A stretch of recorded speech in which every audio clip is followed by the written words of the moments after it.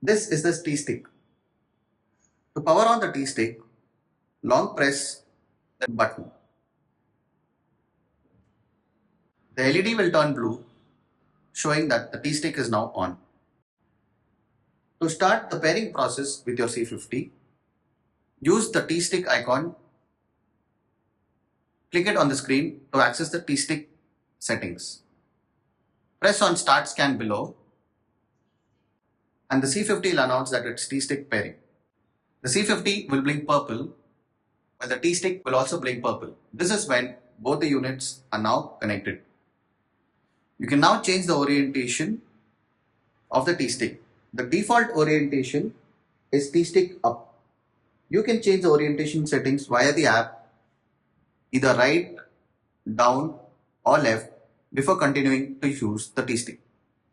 The TStick can also be operated to try the PTT or push to talk mode. To activate the captain plus sweeper hotline, push up and keep holding while you talk. Release when you're done talking. To activate the captain announcement mode, push it down and keep holding while you make your announcement. Please note that group controls are not supported in mesh music sharing mode.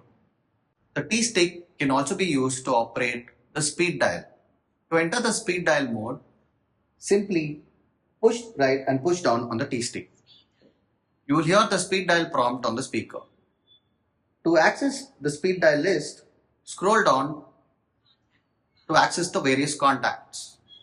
To call the contact, simply press the center button to call your desired contact.